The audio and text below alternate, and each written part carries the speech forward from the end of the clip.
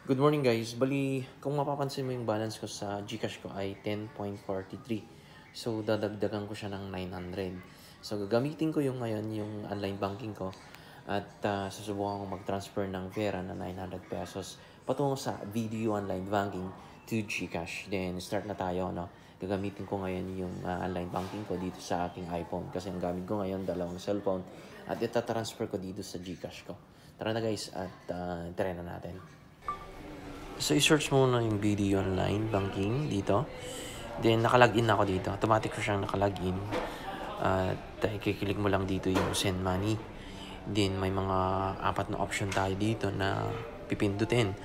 Then, kung magsasend ka sa GCash, ay pindut mo other banks and wallet. Click mo lang yan. Tapos, select yung bank na tapos itatype mo yung GCash dito. Then, mag-appear yung GCash, di ba? Yung number ko.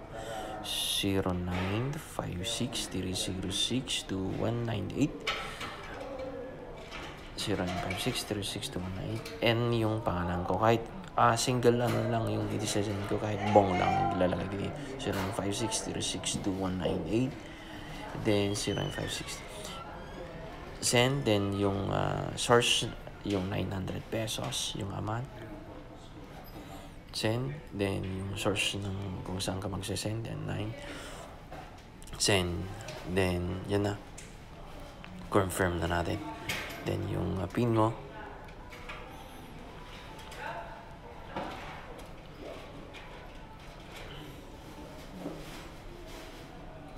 ayan, kung may makikita kang option na ganito na guys, ay pwede ka na mag-exit dito patungo sa i-double check mo na yung yung account mo dito sa GCash at pwede ka nang mag-log out dito. So la-log out ko na siya.